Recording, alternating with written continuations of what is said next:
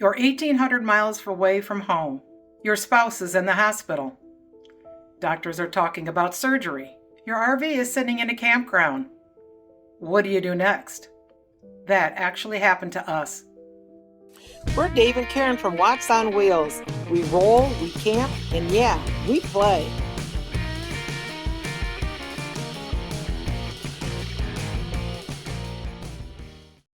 When Dave ended up in the hospital, it completely changed the way we think about emergency medical transportation coverage as RVers.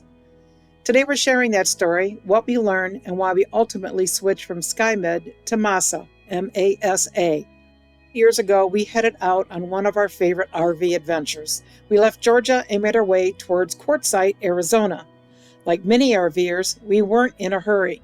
We explored along the way, stayed in campgrounds, visited attractions, and enjoyed the journey. By the time the trip was over, we had made more than 20 stops over roughly a 3-month period. One of those stops was Yuma, Arizona, and that's where things changed. Dave began experiencing severe abdominal pain. At first, we weren't overly concerned because he'd experienced similar issues in the past. But this time, it became serious enough that he ended up spending 3 days in the hospital. Suddenly, we found ourselves facing questions we never really thought about before. Do we stay? Do we head home? What if the doctors recommend surgery? What if it gets worse? What happens to the RV? What happens to our tow vehicle? What happens if we're stuck here for weeks? Fortunately, medication helped. Dave improved, and we were able to make the trip back home. Everything worked out, but that experience stayed with us, not because of what happened, because what almost happened. We thought we had this figured out. Like many RVers our age, we both have a few health issues and take medications. Over the years, we've had several situations while traveling that required a visit to the local hospital or emergency room. Fortunately, those situations were treated on an outpatient basis, and we were able to continue our travels. Because of those experiences, whenever we'd arrive in a new area, we'd usually keep an eye out for the nearest urgent care or hospital. Sometimes we'd even look them up before arriving, not because we expected something to happen, but because we'd rather know where to go before we need to know where to go. But after Yuma, we realized we'd only been thinking about half the problem. Finding a hospital wasn't the issue. What happens afterward? What if one of us can't travel? What if one of us needs treatment closer to home? What if the RV has to stay behind? What if one of us can't drive? Those were questions we didn't have good answers for. What we learned about ambulance costs. Fast forward to last year. We already had SkyMed membership, and we were approaching renewal. We received an invitation to attend a MASA, M-A-S-A, presentation at a local restaurant. Honestly, we weren't looking to switch. We were looking to renew. But before renewing, we decided to compare the two programs side by side, and during that process, we learned something that surprised us. Like many people our age, we have Medicare and supplemental coverage, and honestly, we assumed that meant we were covered. But as we researched emergency transportation benefits, we discovered things aren't always quite that simple. Ambulance rides can cost thousands of dollars. Air ambulance and helicopter transports can cost tens of thousands of dollars, in some cases much more. Now, we're not Medicare experts, and we're certainly not here to tell you that Medicare will or won't cover. Coverage depends on the situation, medical necessity, your plan, and a number of other factors. The point isn't whether Medicare pays all, some, or none. The point is that the potential cost can be significant, and that got our attention. When you start seeing bills like these, you realize why so many travelers look into programs like SkyMed or MASA.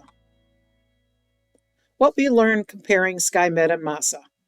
One thing surprised us right away. There were far more similarities than differences. Both programs are designed for travelers. Both provide transportation benefits when you're dealing with a serious illness or injury away from home. Both offer companion transportation. Both provide transportation benefits designed to help get you closer to home. Both offer vehicle return benefits. Both offer valuable services for people who spend extended periods away from home. In other words, this wasn't a comparison between a good company and a bad company. We think both companies offer valuable benefits. The differences came down to the details. Thinking like an RVer. As RVers, we kept coming back to one question. What happens after the emergency? Already got those questions about what happens to the RV, the toy vehicle, if one of us can't drive, etc. But what happens if our travel plans suddenly change and those questions mattered more to us than an individual feature? And honestly, it brought us right back to Yuma, because if Dave hadn't improved, those are exactly the questions we would have been asking. Why we chose MASA. After comparing both programs, we ultimately chose MASA instead of renewing SkyMed. Not because SkyMed did anything wrong, not because we had a bad experience, and certainly not because we ever needed to file a claim. For us, it came down to the overall package, the benefits that mattered most to our style of travel, and one feature in particular, the lifetime membership option. We like the idea of making one decision and not worrying about future renewals. That may not matter to everyone, but it mattered to us. And ultimately, that's why we made the switch. Our advice. If you're an RVer, Snowbird, cruiser, or frequent traveler, we'd encourage you to look into emergency transportation programs before you need one. Whether that's SkyMed, MASA, or another company entirely, it's a decision you'll have to make for yourself. We're not telling you what to buy. We're simply sharing our experience in the process we went through when it came time to make our decisions.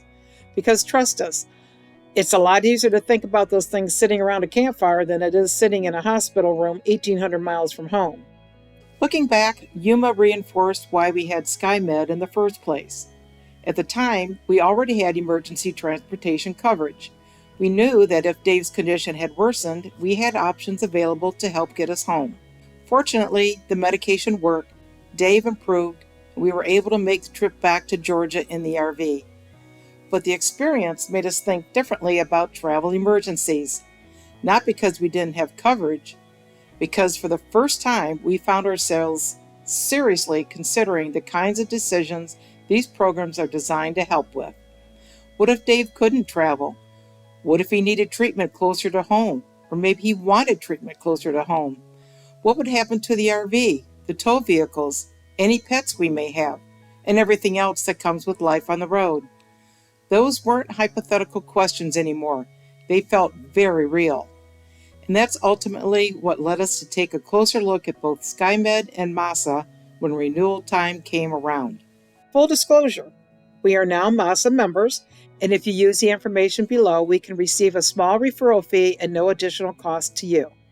As always, do your own research, ask questions, and choose a program that best fits your needs and travel style. If you've had experience with SkyMed, MASA, or another emergency transportation program, let us know in the comments below.